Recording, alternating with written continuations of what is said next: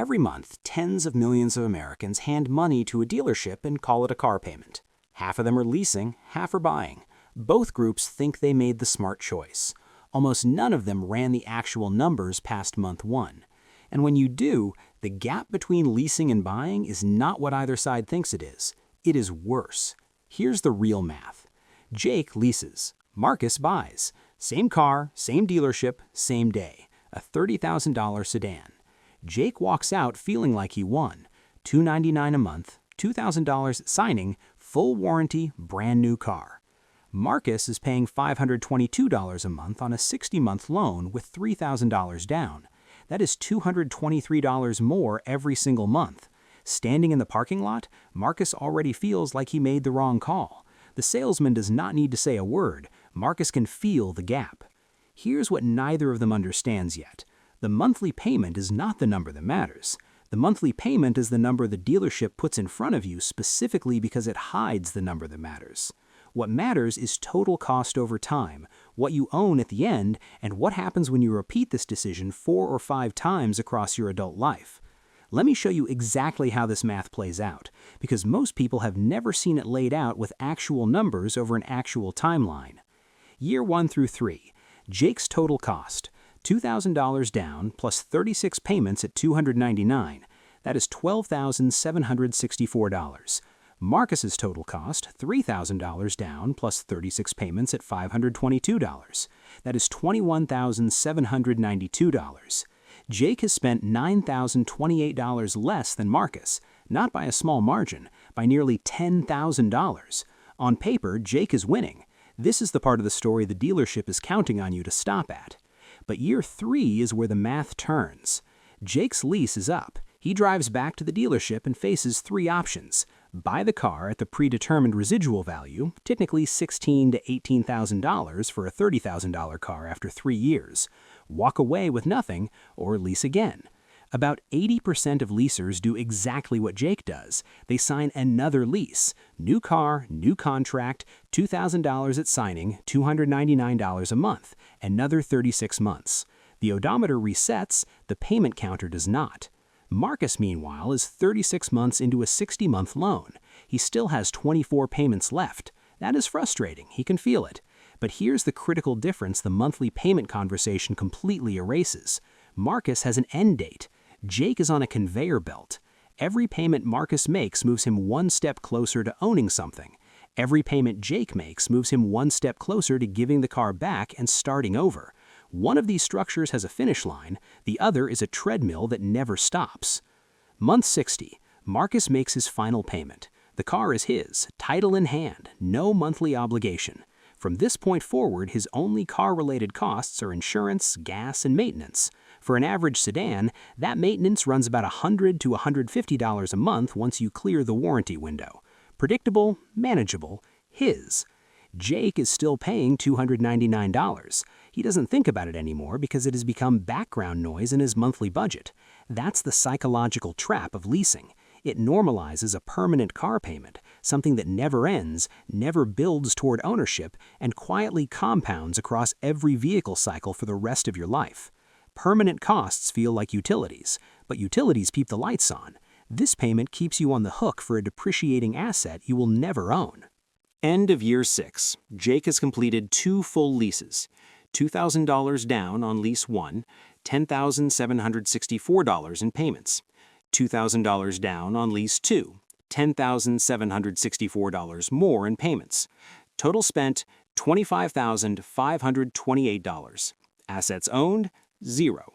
He has receipts and a car he has to hand back in a few months. Marcus spent $3,000 down and $31,320 in loan payments. Total, $34,320. But he now owns a car worth approximately $11,000 to $13,000. Net that asset value against his total spend, and his effective cost drops to around $21,000 to $23,000. Jake spent $25,528 and owns nothing. Marcus spent effectively $22,000 and has a paid-off car in his driveway. The flip happened quietly between year 5 and year 6. No announcement, no dramatic moment, just math running its course. And from this point forward, every month that passes widens the gap further.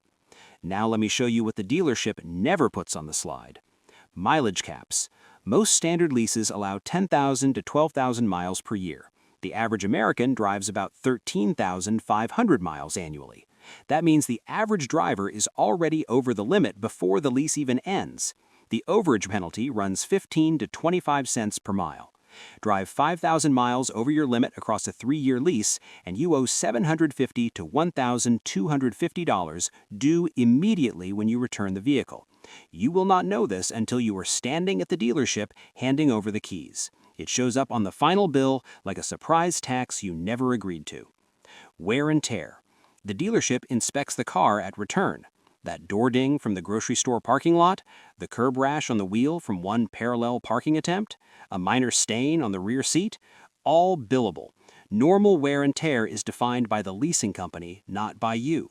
What you consider minor, they may assess at $300. You have no recourse. You signed a contract that gave them the right to make that determination. Disposition fees. Most people have never heard this term. When you return a leased car and do not immediately sign another lease with the same dealer, you're charged a disposition fee of typically $300 to $500. That is the charge for them to process and resell a vehicle you never owned in the first place. You are paying them to take back their car. Early exit. If your life changes mid-lease, a job loss, a relocation to a city where you do not need a vehicle, a major unexpected expense, getting out early can cost you the entire remaining balance of the contract. There is no clean exit. The structure is designed to keep you locked in.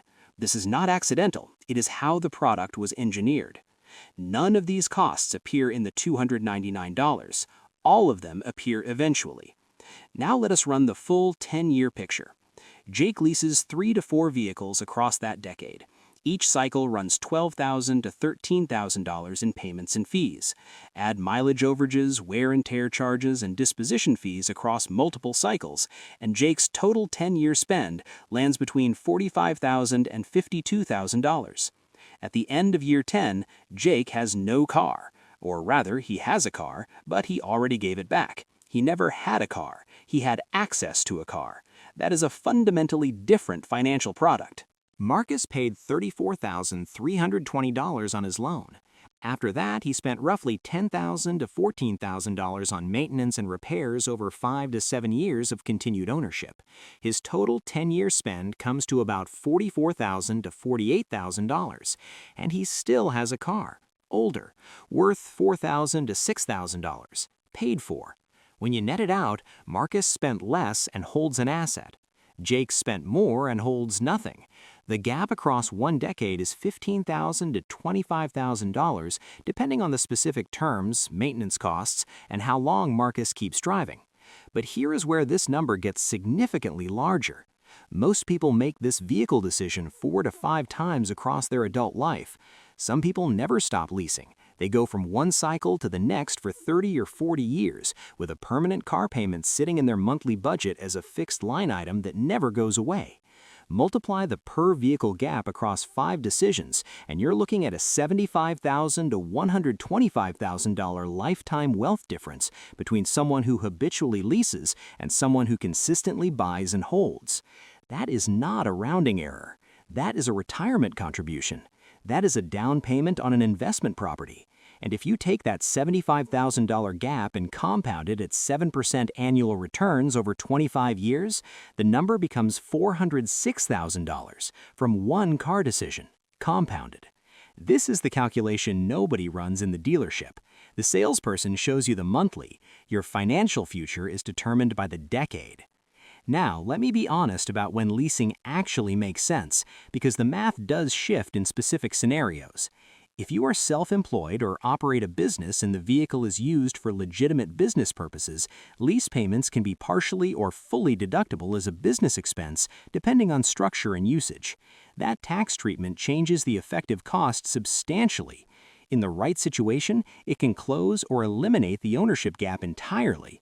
This is a real and valid reason to lease, and a good accountant will tell you whether it applies to your situation.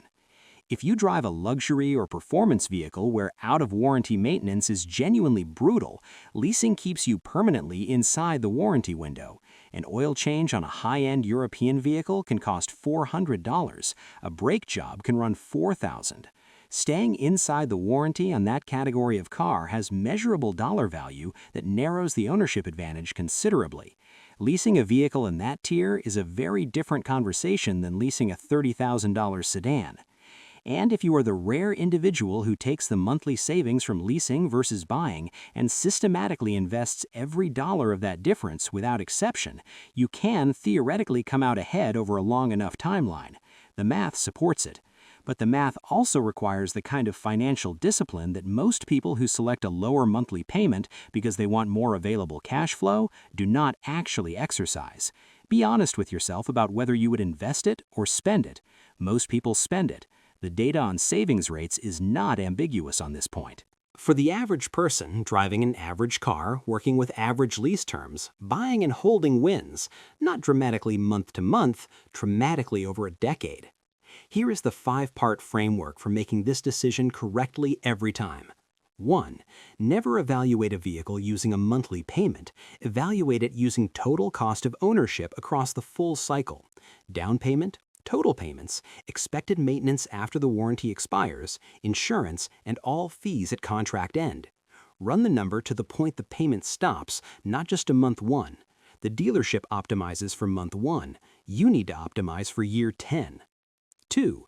Know your actual annual mileage before you sign. Pull your last 3 years of driving history. If you average more than 12,000 miles per year, a standard lease is already pricing you into an overage. Calculate the penalty before the contract, not after you return the car. That math takes 5 minutes and can save you over $1,000. 3. Understand the depreciation curve on any vehicle you consider buying. The steepest depreciation happens in year 1 and year 2. A new car can lose 20 to 30% of its value in the first 24 months. After that, the rate slows substantially. A 5-year-old car does not depreciate at anywhere near the speed of a brand new one. The buyer who holds a vehicle for 10 years instead of 5 is working with fundamentally better cost per mile economics. Time is the buyer's most powerful advantage. 4. Factor in what you do with the payment after it ends.